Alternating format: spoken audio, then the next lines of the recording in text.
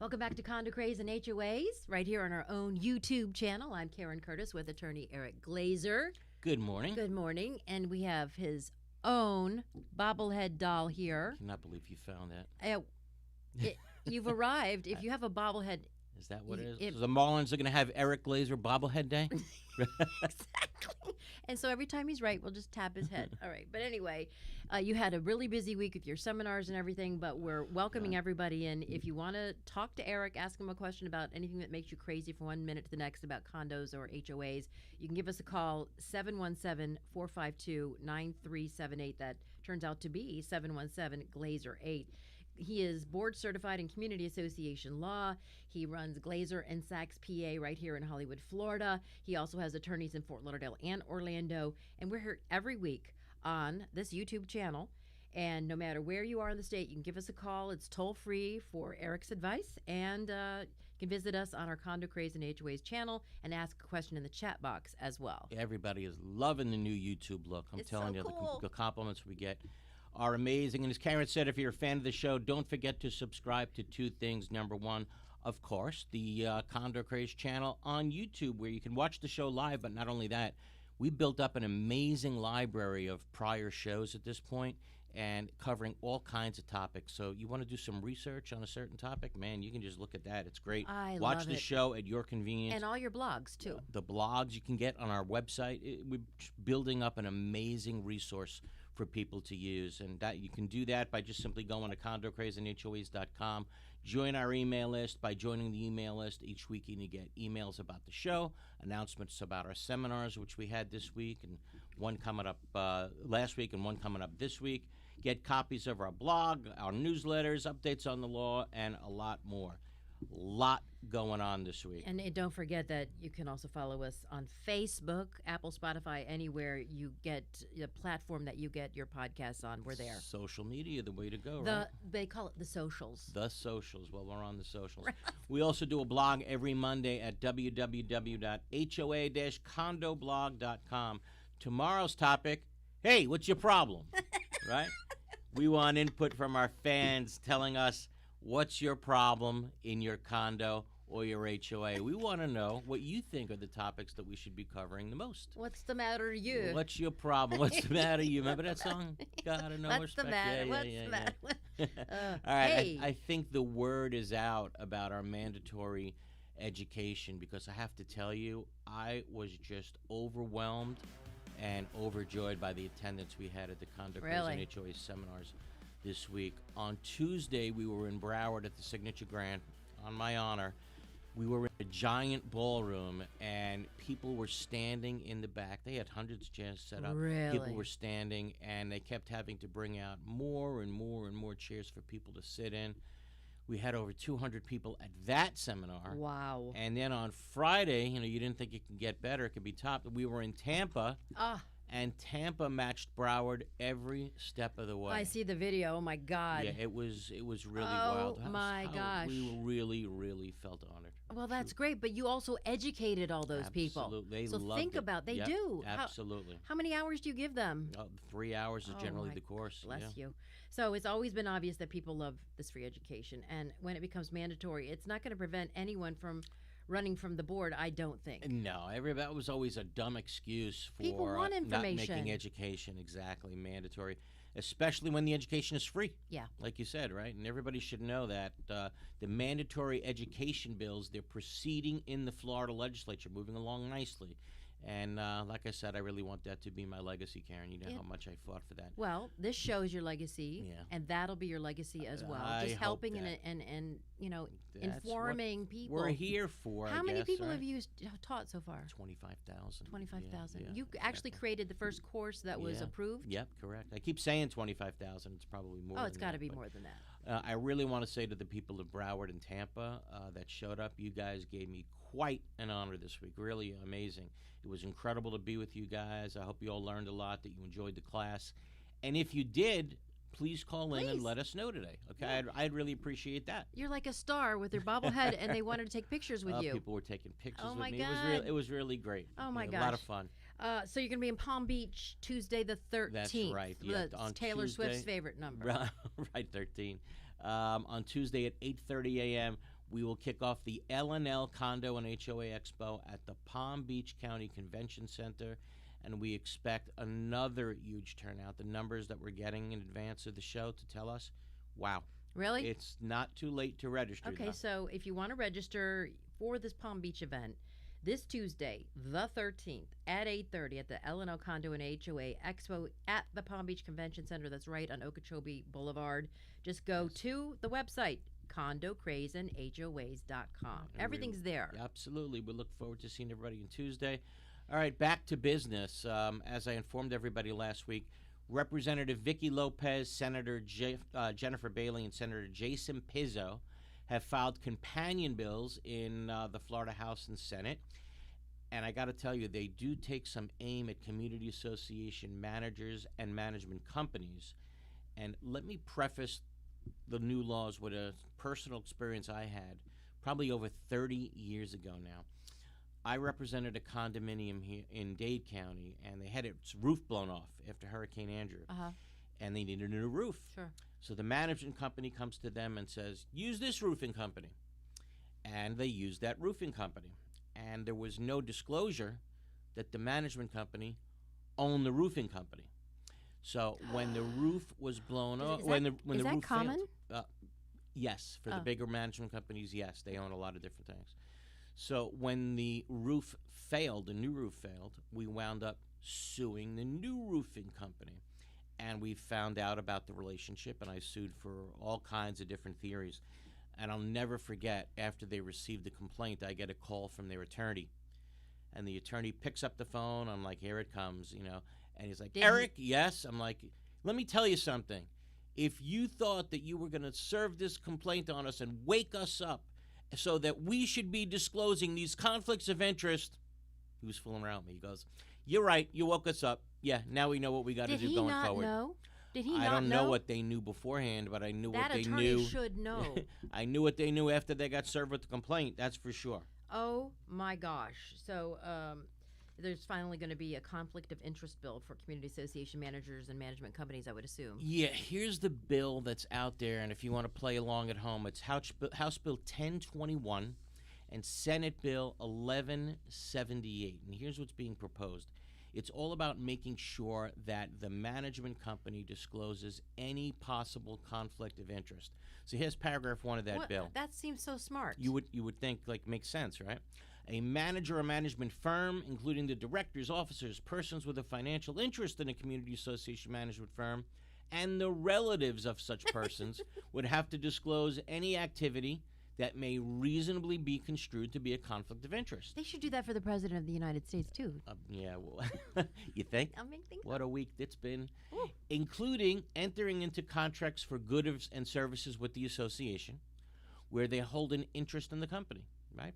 They got to disclose the conflict of interest. For example, your association is looking to hire a landscaping company, and the management company recommends a landscaping company that they own. Hey. The conflict has to be disclosed. Oh, my gosh. Sounds it's just sounds obvious. Like a no-brainer, quite frankly. frankly. Yeah. And if the association receives bids to provide a good or service, like landscaping, from a community manager or management firm, including from directors, officers, persons with financial interest in a community association management firm, or a relative of such persons, the association must also consider at least 3 bids, well, that makes sense, from other third-party providers of such goods or services. But I thought they had to have bids anyway. You need competitive bidding on certain things, but not all things. So this bill makes it clear if your management company is going to recommend something that they own, got to go out and get 3 other bids. But if you don't know that they own it, then you're not going to get the bids. Well, the attorney for your association should know. He should know. Absolutely. Or and she. Of course, the management company should disclose it. That's what it's saying in the paragraph 1, right? Right. All right, so let's keep going. If the conflict is disclosed and the association still wants to enter into the contract, the conflict of interest has to be listed on the contract itself and all the transactional documents related to the activity. It must be attached to the meeting agenda. The directors can enter into the contract. However, it would need a 2/3 vote of all the directors present. Okay? Oh, 2/3 vote. 2/3 vote, correct. Okay.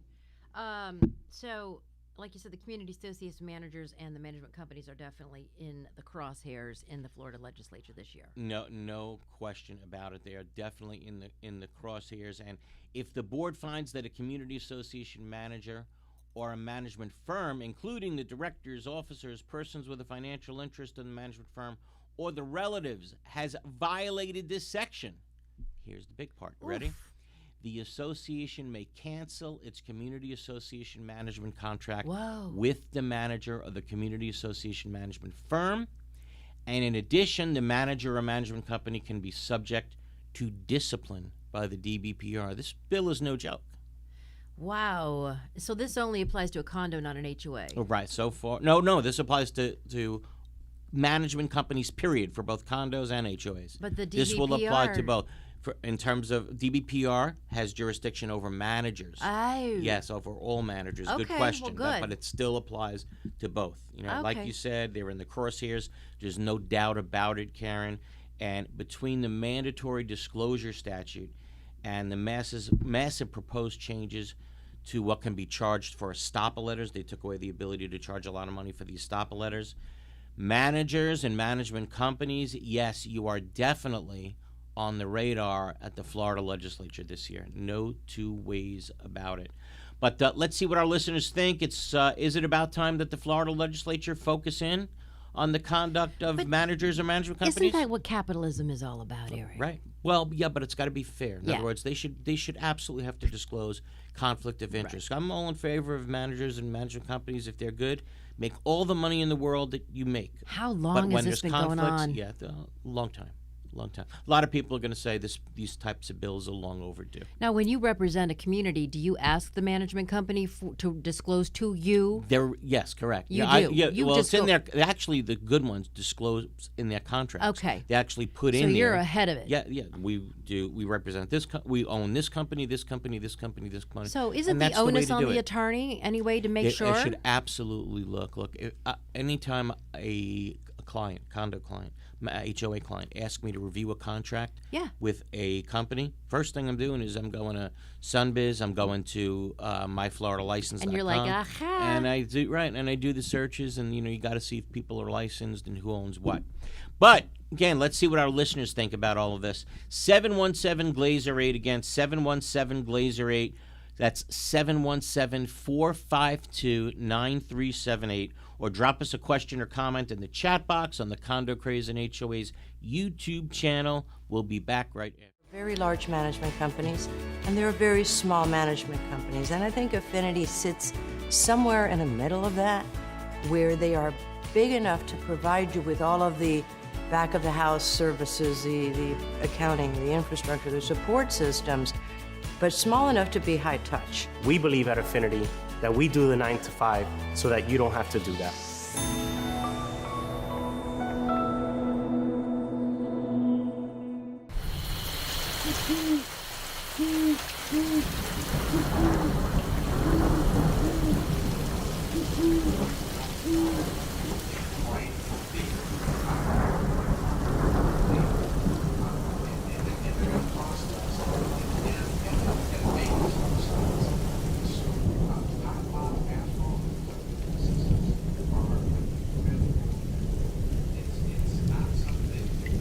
Oh no, an unexpected leak.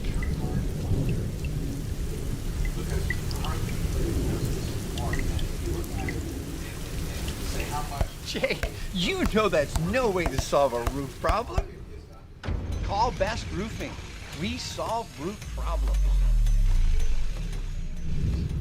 We are DMI Paving and Seal Coating, Florida's parking lot experts. We specialize in asphalt paving and repair, including pothole repair, seal coating using JC7 or polytar, concrete curbs, ramps, and walkways, and striping and pavement marking, as well as ADA compliance. We service commercial properties, including homeowners associations, apartment communities, shopping malls, warehouses, stadiums and arenas, and more. Experience is worth more than anything in an industry like ours, and our staff has decades of it. We have specialized equipment for any job, regardless of size, saving you time and money. DMI has a reputable history. We have been in business since 1956. We serve the state of Florida from 6 locations. Let us bid on your next parking lot project. Visit us online at dmipavingandsealcoating.com. Rimkus Consultants offer the professional expertise to help condominium and cooperative communities provide safe, compliant buildings for their tenants. We have more than 170 Florida licensed engineers and architects who are experienced with local regulations and can assist with Senate Bill 4D compliance. We can help with milestone structural inspections, capital expenditure evaluations, structural integrity reserve studies, and developer transition reports. Focusing on energy, resilience, maintainability, and sustainability, our experts can help with every phase of the building life cycle. For mitigation after a catastrophic event, building restoration, repair and remediation consulting, or Senate Bill 4D inspections, please visit rimkus.com.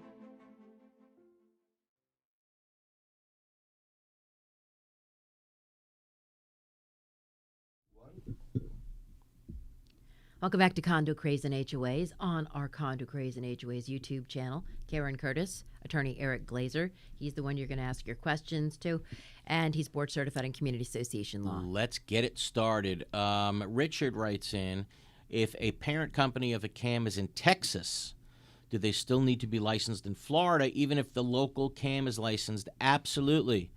Okay, in Florida, you have a 2-step process. Not only does the CAM have to be licensed that's working there, but the company that they're working for needs a Florida license as well. All right, who do we got as our first caller, Rob? Let's go to, looks like Julius. Julius. How are you, Julius? Or Juliet. Juliet? How are you, Juliet? You there? Oh, sorry. Try now again. Okay, Juliet, you there? Yes, I am. Hey, Juliet, how are you? This is Romeo. How can I help you? I have a question. We've had 5 on our board, and 2 resigned, and we have an annual meeting coming up, but we wanted to change the resolution to just 3 board members because there's a lot of conflicts when you have 5 people waiting for people to approve. Okay. It being said, what do we do for our annual meeting if we change the resolution? Because we're going to be left with 3 board members. Okay. We're currently at 3 members, Okay. I'm sorry. Hold on. So I don't know what your bylaws specifically say about the number of directors, but it's great. Sometimes people ask these questions, and it just opens my mind. 3, as always, it can be changed by resolution. But By it always resolution has of the to be an board? odd number. Okay. If it could be changed by resolution of the board, no problem. Then the board can have a resolution changing the number of directors to 3. I don't have any problem with that if that's what your bylaws specifically authorize the board to do. So far, no problem, okay? But let me tell you what happens in a lot of community associations. The governing documents say that there shall be at least 3, but no more than 9. At least 5, but no more than 11, right? And they give a range, right? They give a range of directors. And the arbitration decisions hold that where there's a range of directors, like at least 3, but no more than 9, where there's a range and it doesn't tell you how to specifically decide on the number of directors, that number is automatically 5. And that's found in thousands and thousands of bylaws of associations around the state. Okay, like no less than X, no more than Y. If you can't make a determination, well, how do you decide? It doesn't say how you decide. The number is automatically 5. Okay? Who else we got? Let's go to, looks like Kevin. Kevin. How are you, Kevin? Kevin. Yes, good morning. Kevin, where you calling from first? Calling from Port St. Lucie? Port St. Lucie. Okay. Spring training home with the New York Mets. How can we help? Yep. How can we help? Yeah, turn off your... Turn off your volume on your computer. Please. Turn off your volume, please. Your volume, please. Okay. It's a We'll lose Bob. you. Can't Can't hear me? you, buddy. Can you hear me? Yeah, there we go. Get it it out. We have 172 shareholders. A year ago, they got rid of the... He keeps breaking up. Let's go to a different call. Let's just go to a different call. Sorry about that. Okay, let's go to Chris. Chris, how are you, Chris? I'm great. How you doing? Okay, how can we help? So we have a situation at an association that's around Sarasota, in which hard flooring is prohibited. What's prohibited? Members. Wait, what did you say? Hard flooring. Hard flooring. Hard flooring is prohibited. Okay. Even with a silencing. Prohibited. Okay, hard flooring's prohibited. So, Got you. So three board members, including the head of the rules committee, all just went ahead and installed hard flooring. It's good to be the king. And in violation of the rules and the documents. And there's a complaint against them internally in the association for the rule violations and the document violations.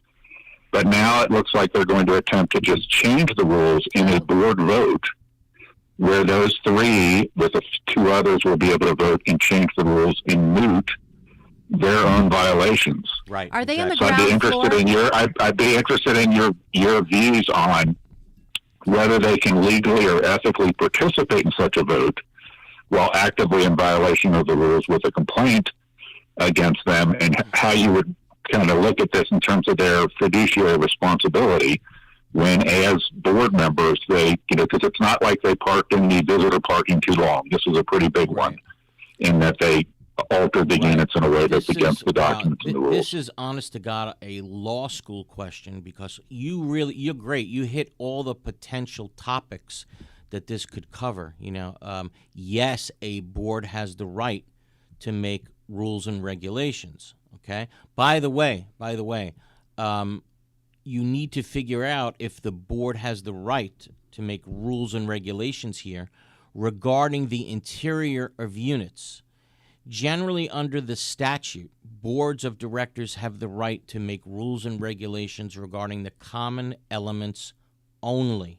Okay? Ooh. So you need to take a look at the bylaws of your community, and you're going to look under the section called Powers of the Board. Okay? And if it doesn't specifically say that... So in our situation, the documents specifically, they sort of more or less sort of prohibit hard flooring. No. Hold on. No. Wait a second. But it's in our documents, but the board does have the ability in the documents to regulate that. Chris, you're not listening to what I'm telling you. You need to focus on. I want you to focus on the powers of the board in your article, in the Articles of Incorporation or the bylaws of your community. I want you to focus on that, okay?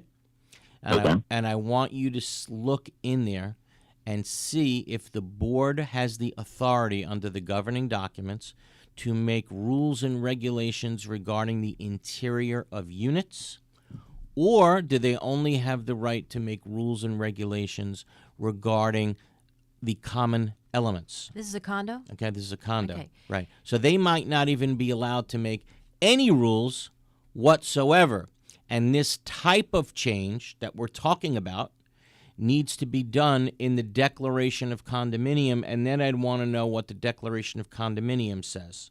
Yeah, more or less. What does that mean? So the current declaration specifically gives the power to the board to regulate flooring within the units. Okay. And historically, because of noise issues here, there's basically hard flooring has been prohibited. Right. Are they on the first floor? So they have that ability to make those regulations. The question here is, what if the board members then violate the regulations the board has put in place? Karen asked a good question. And then after the fact, they try to change the rules to cover up their own wrongdoing of board members. Karen asked a good question. Are these people on the first floor? Are they bothering anybody? No, they're all up above. Oh. They're all on above. higher So floors would bother the unit below them. So there are people underneath who may be bothered. So here's how well, I not look if they at put it. the proper Yeah, why did they put proper there? soundproofing? Do we know? But my question, I guess, is specifically, I'm not into studying what they did. My question is specifically, I guess, if we take flooring out of it is if a board member is in violation of a legitimate rule, right? And they're trying to then they try to change the rules. Yes, I hear you. To basically get themselves out of a violation. Right. Can they, how does that relate to their legal or fiduciary responsibility? Like you said, they have a fiduciary duty to the owners, right? No two ways about it. But they have the power to change it, so they're cart in before the the same horse. right, but they have the power to change it, yes. They did it. But they're changing it to get themselves out of a Yeah. violation. So when that vote came up before the board, those in violation clearly should not have voted. They clearly have a conflict of interest. So they have to rip the floor out no and put it back in? two ways about it. It just should not. It should not have been voted on by anybody who's in violation. That to me is a clear breach of fiduciary duty by those directors. Now, practically speaking, what are we going to do, right? And I think well, they haven't voted yet. They haven't voted yet. The vote is scheduled in 2 weeks. Okay, so you can Those tell them that three. one attorney's position is clearly those in violation should absolutely 100% refrain from voting on changing the rule. It's a no-brainer. Okay? Great question. Thank you for taking the time on the question. You got it. Okay, who else we got? Let's go to Barry. Hang on 1 second. Bear. Hey, Barry. Hi, Karen. Hi, Eric. Good morning. How are you? All right, what's up? Good. So Senator Bradley's bill, if it passes, when would you have to begin funding your SERS if her bill passes? If it passes, can I start funding it in 2027, not earlier than that if I want to do that? Can I do that? Start funding the reserves in 2027. You know, the truth, I'm not sure. The way I understand it right now, as it stands. No, not right now. No, Right. I'm not talking about now. I don't know if that's Senator- being changed by the bill. Do you know if it's being changed by the bill? Because they're so confusing. For sure. Tell me. For sure, I know. Yeah. So the way her bill reads is, I've talked to various reserve study preparers. Yeah. And I've asked a whole slew of them, when are you fully booked for 2024? And I got answers on some that say we're fully booked. We're not booking until March of 2025. I have a lot of other people that say we're going to be fully booked by the summer. So somebody comes to me, they write to Barry at his email address, and they say, give me the list of all the reserve study preparers that are fully booked already for 2024. Right. If her bill passes, and if an association has a contract that says that the reserve study preparer company can't prepare the reserves in 2024, her bill gives you until December 31st of 2026. Wow. 2 to years. have it prepared. And if it's prepared on December 31st of 2026, it doesn't get adopted until 2027. Wow. And it probably doesn't go into effect until 2027 or, under her position, 2028. Wow. So it really would extend the time. Okay. It would extend the time, and it would be so easy to do it. You could write an email to me, and you'd get your extension if the bill passes. Right. Right. So all you'd have to say is that we can't find anybody to do the reserve study? It's all you need is a contract, and it's so easy to get that. Right. All you need is just like the milestone inspections. All you would need is an executed contract. They say that it's under contract to do it, but it can't be completed in 2024. Wow, that I didn't know. That's all you I got to would tell need. you. So that's going to extend the That's time it. period even further. At the moment, I'll tell you, the bills are not written very well. I'll tell you how I'm teaching it at the moment under the current bill. Yeah. Right? And this is what the attorneys who are board certified basically agree on. That you have to have at the moment, okay? This may change, like Barry said, it starts on July. We don't know. But at the moment, the current law is you have to have your reserve study, your SERS reserve study, done by December 31st, 2024. Okay. Even though your SERS reserve study is done by December 31st, 2024, you can waive SERS reserves for 2025. My condo However, didn't do that. They did not waive it. well, they don't have to. They got to give it only if they give the unit owners a vote, and the vote is for no reserves. That can happen. But again, December 31st, 2024, it's got to be done, right? You can waive for 2025, but you got to start funding the reserves fully in 2026 Barry is saying, well, suppose we can't get the reserve study done by December 31st, 2024. Okay. We can sign a contract. The contractor says that he's not going to be able to do it by a certain time. Which is going to be a lot. Potentially it extends it out like another 2 years. That would be amazing. So you're going to have a lot. You're going to have a lot of CSRS reserve specialists saying, sorry, we can't get this done for another 2 years. That's going to be wild. So, Barry, I don't know if I'm in favor of that or not, because it just leaves, I got to think about it. But, you got to figure out what's real and what's fake. And I think there may be a lot of, fake contracts out there saying that, no, we can't start a reserve study for another 2 years. Oh. I think that's kind of ridiculous. But if you're telling us that's the law, we will follow it, and we will let you know how that progresses. But they gave other people power to do this reserve study, too, didn't they? Correct, yes. The reserve study can now be done by people with CAI standards, architects, and engineers. Okay, there you go. Now, just to teach everybody one thing, I want to make this very clear. There's a difference between the milestone inspections, which are the safety inspections. The safety inspections can only be done by architects or engineers. Okay. Period. End it there. The reserve studies can be done by architects, engineers, or anybody with CAI credentials, that's a lot. Whatever that is. There really shouldn't be It adds people on a saying, bunch, right? So how it's another 2 years? Yeah, no, I don't think so. I don't know how accurate or how the universe of people that can do it now that is too big expanded for them. dramatically. But Barry, like always, thank you so much for letting us know. I'm going to keep track of the bills. We're more than halfway through now the legislative session, and when these pass, we will certainly let all our listeners know what happened in the legislature, in large part due to your help, Barry. Thank you so much. All right, let's do this. Let's go to our bottom of the hour break. Keep the calls coming in, 717-452-9378, 717-452-9378. We'll also answer questions from the board when we get back after this. Thank you. The future of fiber is here. QXC Communications is a fiber network engineering firm based in Boca Raton. We build fiber networks that deliver high-speed internet, Wi-Fi, HDTV, and voice services, primarily to Florida's condominium communities. QXC's AON architecture is the industry's best practice and a game changer for our customers. We run 2 dedicated fibers to each unit. No splitters, no cables. So, every resident gets uninterrupted blazing fast speed and military-grade data security. Our Wi-Fi 6 network deployment powers performance on multiple devices with no dead zones. And the QXC TV app makes everyday programming access a breeze with 3-day rewind and optional cloud DVR. QXC AON Fiber is where the industry is heading. Get connected today.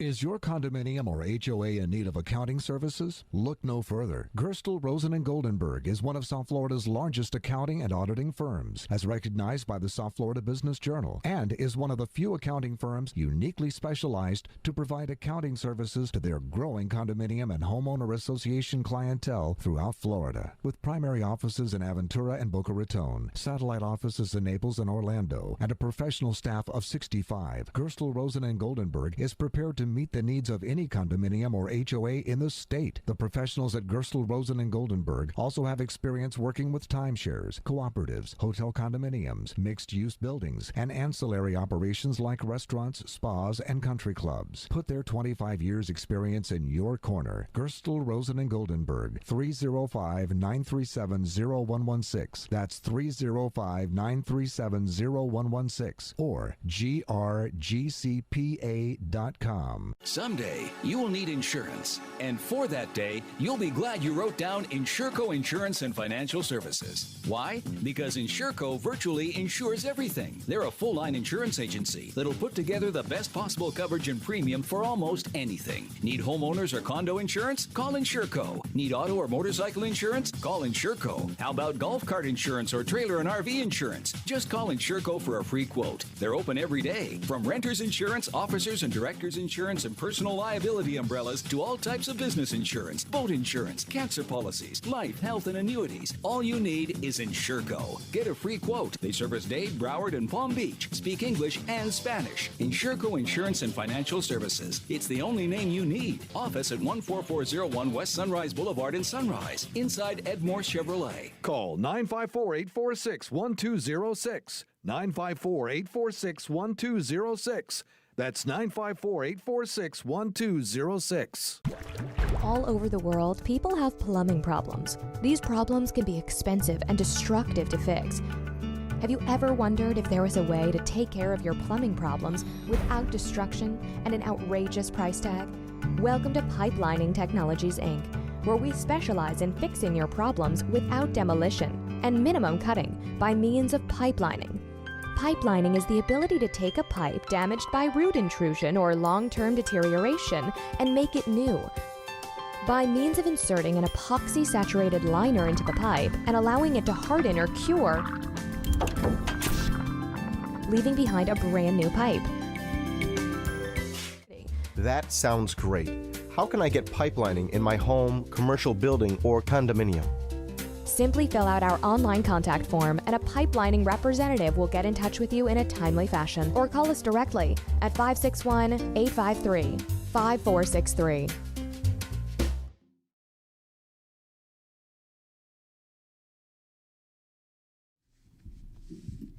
So we're back to Condo Craze and HOAs here on our YouTube channel, and if you want to get a Eric bobblehead. No, we're not selling and an Eric the cups. We're going to have it up at the website. Of course. Point. You want a Condo Craze and HOA's mug? Yeah, that'll be it. We have swag, okay? Swag. So we have a couple questions on the chat board we want to hit. First of all, we want to hit if an HOA doesn't meet quorum at an annual meeting, do they need to have a reconvened meeting?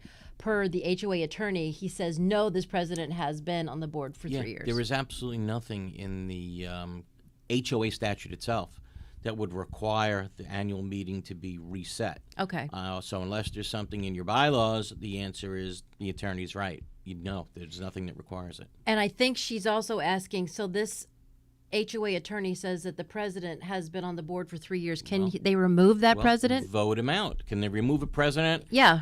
I do know this. He can't be charged with a recall if he's not mentally competent. That I do know. He knows what the hell he's doing, Eric. Right. Yeah. Oh, God. We can do 3 shows on that topic. Yeah. But there's actually been a finding by the Justice Department that the President of the United States is not mentally competent to stand trial. Think about that one. And we'll leave it at that. But then he refuted it, so therefore he is mentally competent to stand trial. He should be charged. You can't have it away with it. It's wild. It's wild. Incredible. You want to talk about a complicated situation? Oy. Yeah, that's a much more complicated question than the prior one about the hard flooring. But you're saying you can vote this guy out. That's can you vote a president? Yeah. If you want to vote him out and you're not getting the quorums that you were saying is necessary, then do a recall.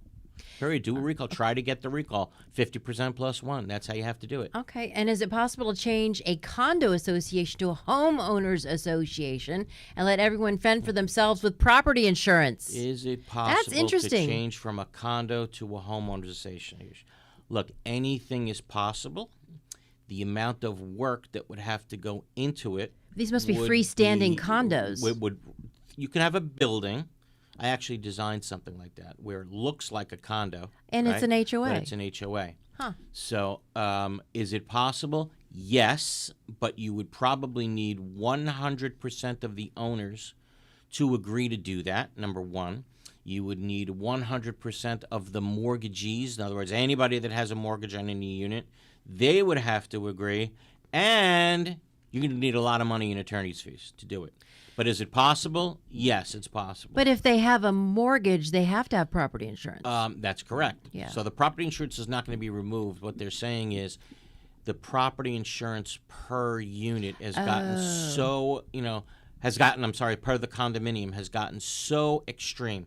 I mean, we're hearing stories where the property insurance went from $150,000 to $600,000. Yeah. Insane jumps. So they're saying, how about from now on we could be an HOA and everybody's responsible for their own insurance. So if you've paid your mortgage off, you don't need property insurance. Correct. And they don't have to have everybody in the building without property Bingo. insurance. If you don't have a mortgage, wow, you save a lot of money. You save a ton of money. By doing That this. makes sense. Correct. Exactly right. That's exactly. a brilliant question. Yeah. So could it be done? Yes. Those three things.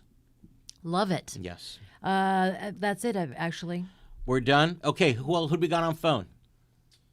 Let's see. We have Terry. How are you, Terry? Where are you from?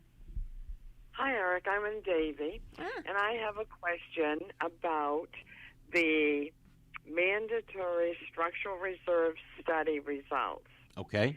My question is, once you've had the reserve study done, and we just had one done, are we obligated by law to follow the recommendations they put, including all the special assessments, or is it merely for us a guideline? No, you're required. You're required. Okay, so what do we know? How has it always been since we have condos here in Florida? The board, right? The board would do their own study. So I always said, while Sam may have been a great cab driver in New York, and while Sarah may have been a wonderful teacher, right, in Queens, the bottom line is, are either of them qualified to determine the life expectancy now of a roof in Florida? Of course not. And what else do we know happened? People want to run for the board, so they say, our fees are too high. So when I get on the board, I'll make sure to lower the amount of money that we're putting away for reserves. Under these people thinking, the roof is like fine wine. It gets better with age, right? Somehow, some way, right? So, no, from now on, you cannot have the board do their own reserve studies. Yes, you are required to follow the reserve study as prepared by that architect, that engineer, or that person with CAI standards.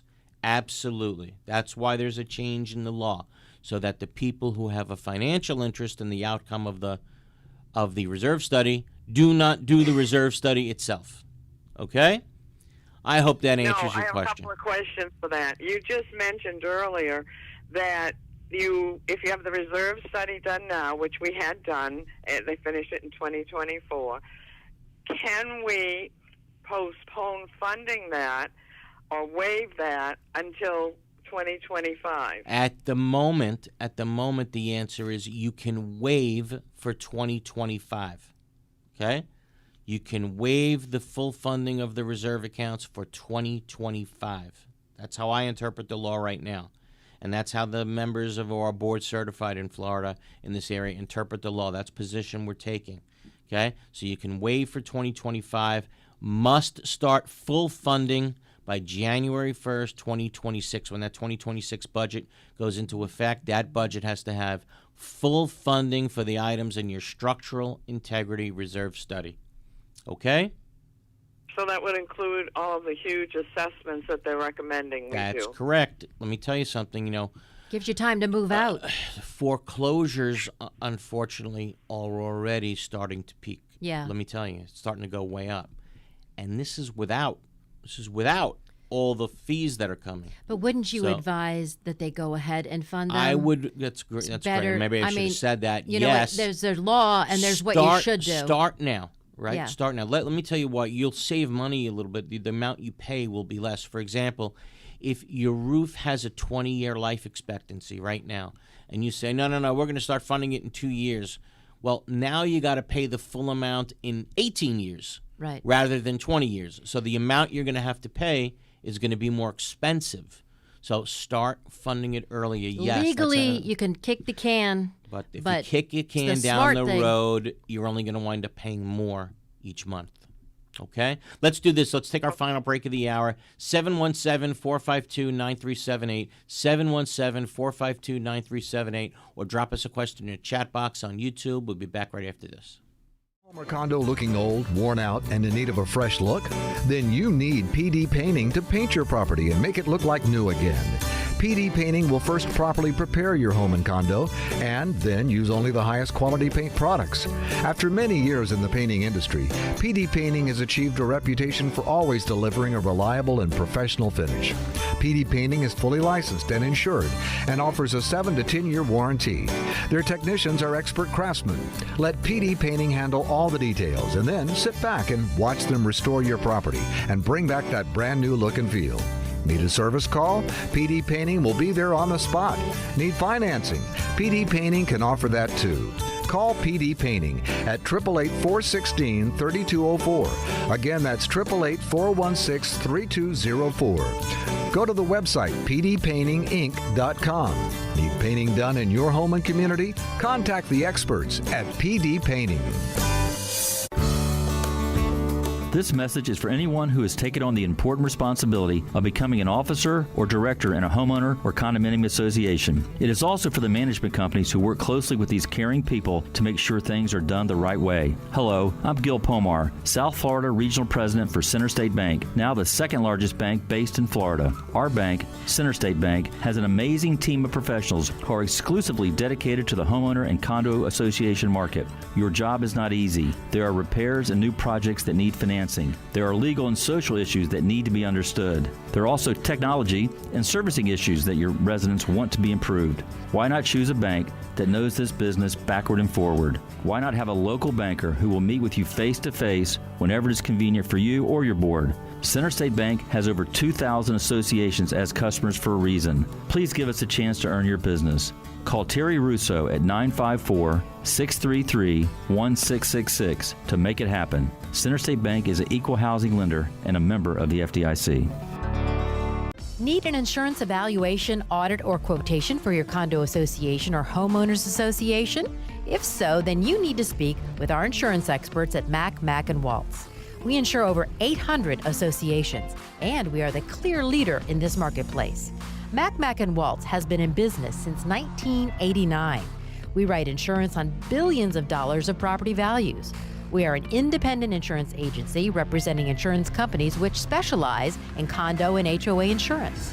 The staff at Mack Waltz works closely with board members and property managers and regularly attends association meetings to help educate the association about their insurance policies.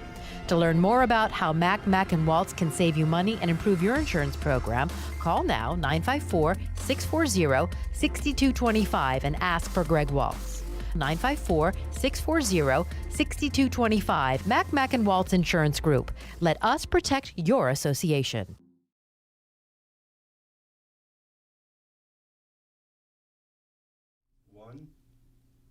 So welcome back to Condo Craze and HOAs here on our Condo Craze and HOAs channel.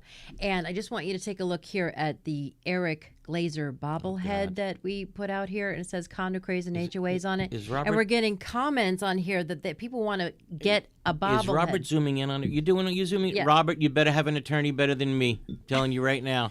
Get that off the freaking screen. If you want to get an Eric Glazer bobblehead, let us know in the chat box, and then we'll make it available along with our mugs. Yeah, exactly.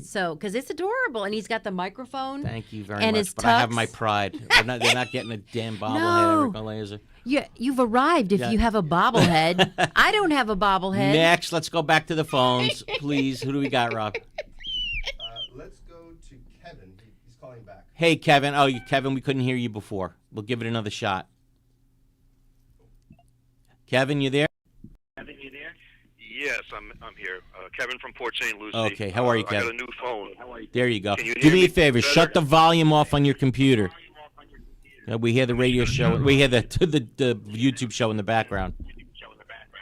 Shut that off, quick. All right, how can we help? Is it okay? Yep, there we go. Okay, Still over here. here in Port St. Lucie, a year ago, we switched management companies. The management company we had was there for like 25 years. And the board, I'm a new resident here, but the board is, they all seem to be related to each other. The vice president, they decided to hire the daughter as manager. She's a real estate background. Okay. And so I'm a little concerned about all the spending. They're spending like drunken sailors. And, they're also doing deals that I think might be criminal. They auctioned off some properties with an auctioneer, and they gave him a flat rate of $10,000 plus $1,000 advertising per unit. And when I spoke to another auctioneer, he says, well, normally it's a 10% buyer's premium. Let me stop you right there. Hold up. Okay. Go. First of all, again, I'm going to ask you, shut the volume in the background. All right, let me just shut it off, shut the whole thing off. Okay. Okay. off. Number one, what did they auction off? What did they get rid of? Still hear myself. The manufactured homes. This is a manufactured home park, and there's 172 owners. Okay. And they, what did they, again, what did they auction off? They auctioned off 2-bedroom, 2-bath homes. Okay, and did that money go back to the association?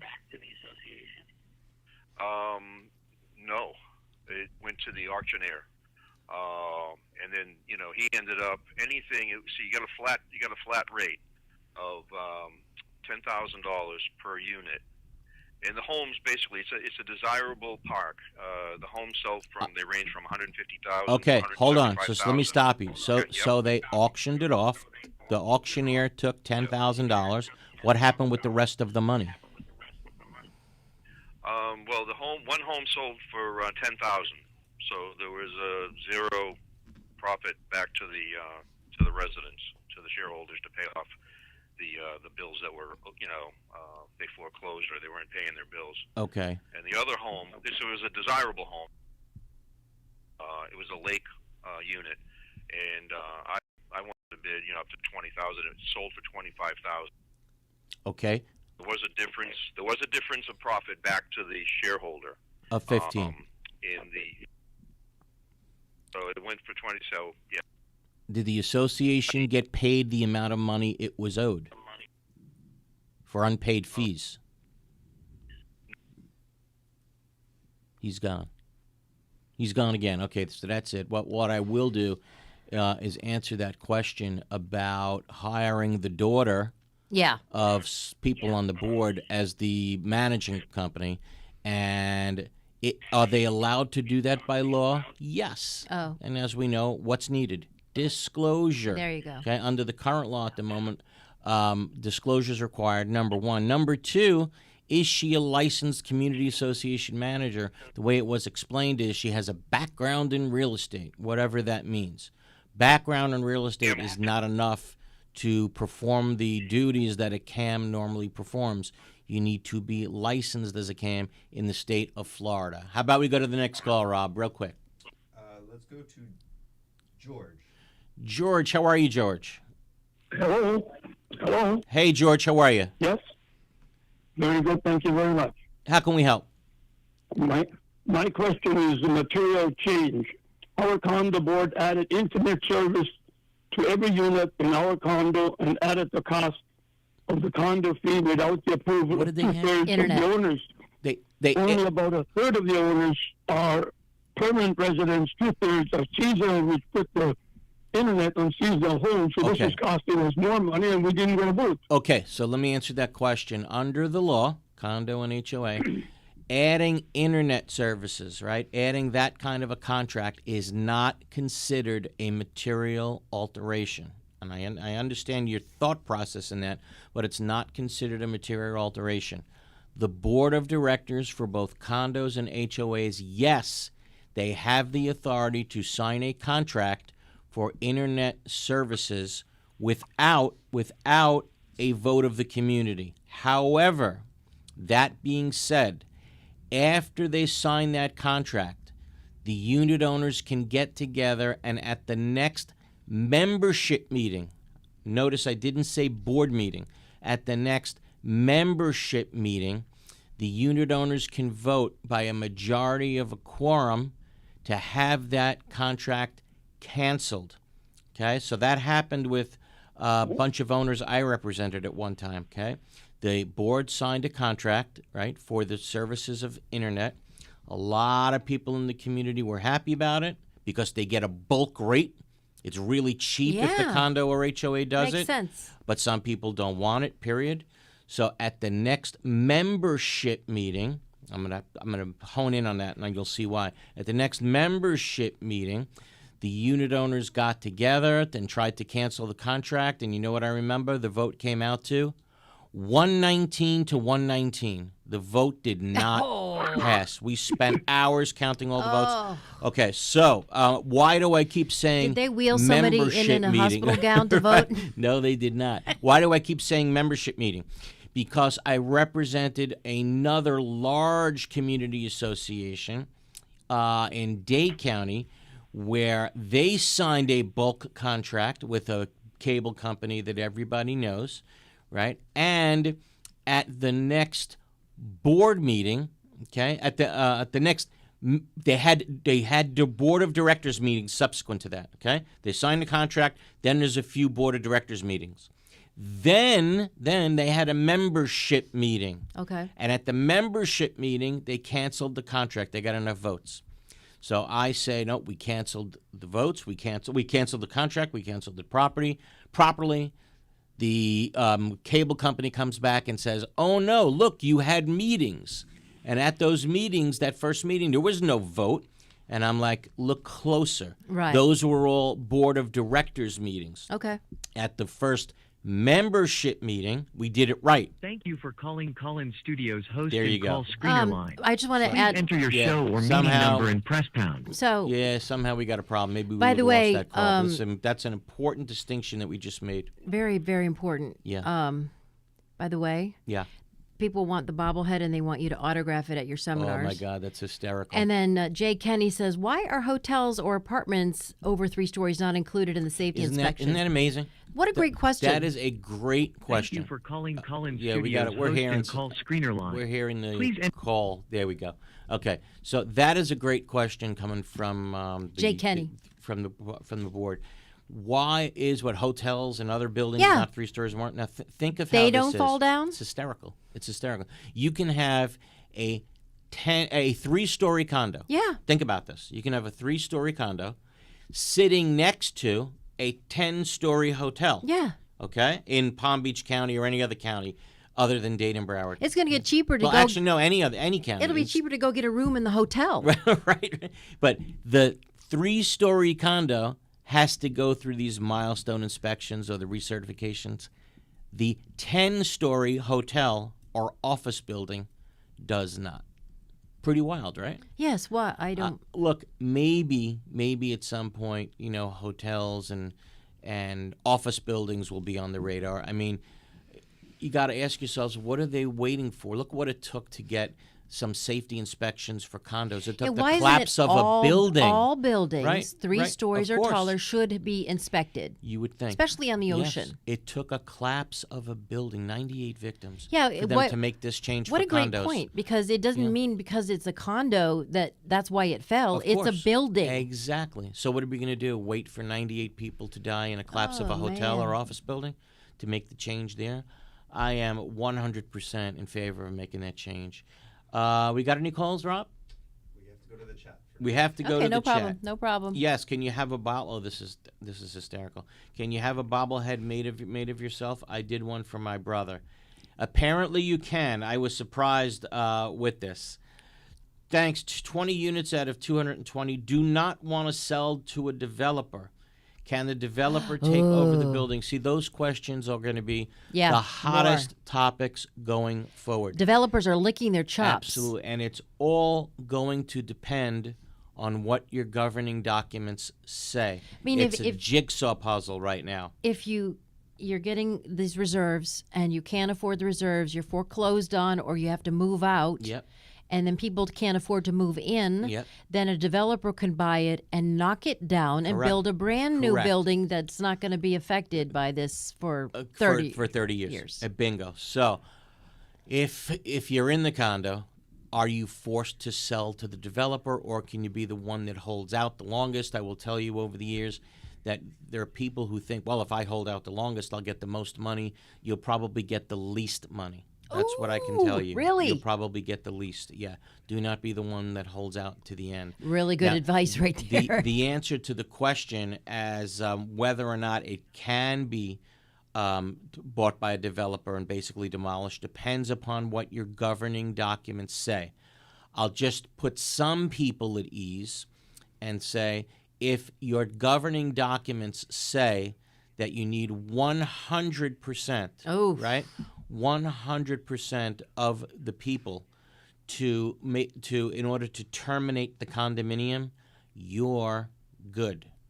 You're good. I mean, yes, you can hold out. It will take 100% of the condominium So unit. at that point, you can be the one person. You can, but that doesn't mean that you're going to make the most, and I'll tell you why. let's say that developer buys out all the units, basically. They get on the board of directors if they're not renting out their unit. They control the board of directors, basically. And all of a sudden, they start passing huge special assessments to fix this, to fix that, to fix this, to fix that. And then you got to ask yourself, now I'm stuck. I do have to pay these special assessments. And where you can make money is if you can afford those special assessments. Now you can turn around to the developer and say, okay, you put up the money for the other 99. I want to see it. Ooh. So there's the answer to this question is so complicated. Yeah. Sometimes it's a game of chess, so those are going to be the questions going forward in the next few years. So But interesting. It is. There's Michelle French says our association voted a special assessment which won't take effect till now, and they don't know how much it's going to cost. How does a homeowner disclose this to a potential buyer if no one knows how much? There's no such thing as passing a special assessment that you don't know how much Okay. it's going to cost. There you go. The law requires that when that special assessment is passed, it's specifically laid out. Yeah. It's going to cost this, it's going to cost that much per unit, and here's what it's going to be used for. Okay. Okay? So if they're coming up with some mystery number, yes, exactly. doesn't No work. Good. All right. Super Bowl Sunday. Oh, man. What are the picks? Rob, we'll start with you. Who you going with, KC or San Fran? The Going Chiefs. with the Chiefs. We got one for the Chiefs. Wah, Karen. wah, Niners, and they're Ni- favored by 2.5. Niners. I took the Chiefs and the points and the under. Let's see what happens. I wish everybody Let's go, Mr. Irrelevant. a Mr. great Rock. Super Bowl Sunday, right? There's so many people tuning in because of the Taylor Swift factor. Oh, you said her name. It's going to be wild. There's a lot of women to be watching the Super Bowl this year, a lot of kids. The We like attendance Usher. will be more than ever. You can count on Justin that. Bieber could be there as well in the halftime show. Who knows? Oh, my God. Go Everybody Niners. have a great evening. Have a lot of fun this evening. And we'll see you again next Sunday on Condo Craze and HOAs. Take care, everyone.